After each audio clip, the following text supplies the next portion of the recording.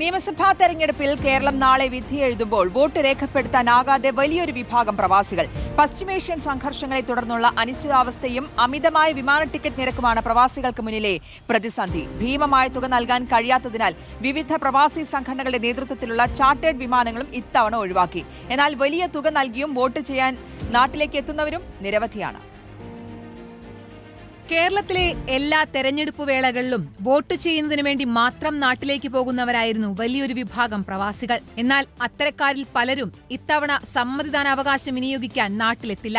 പശ്ചിമേഷ്യൻ സംഘർഷങ്ങൾക്ക് പിന്നാലെ ഒരുപാട് പ്രതിസന്ധികളിലൂടെയാണ് പ്രവാസികൾ കടന്നുപോകുന്നത്. താങ്ങാനാകാത്ത വിമാന ടിക്കറ്റ് നിരക്കാണ് പ്രധാന വെല്ലുവിളി.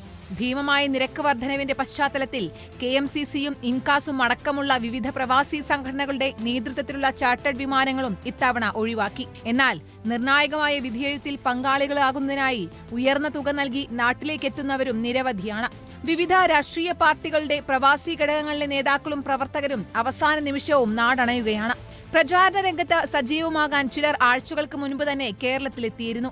തെരഞ്ഞെടുപ്പ് കമ്മീഷന്റെ കണക്ക് പ്രകാരം സംസ്ഥാനത്താകെ 2,23,558 പ്രവാസി വോട്ടർമാരുണ്ട്.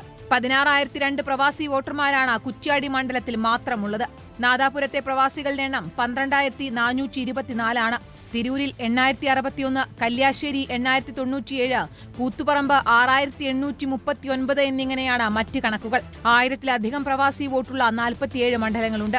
മഞ്ചേശ്വരം മുതൽ തിരുവമ്പാടി വരെയുള്ള 32 മണ്ഡലങ്ങളിൽ 27ഇടത്തും 1000-ലധികം പ്രവാസി വോട്ടുകളുണ്ട്. പല മണ്ഡലങ്ങളിലും ജയപരാജയങ്ങളെ സ്വാധീനിക്കുന്ന നിർണായക ശക്തി കൂടിയാണ് പ്രവാസി വോട്ടർമാർ. Report Dubai.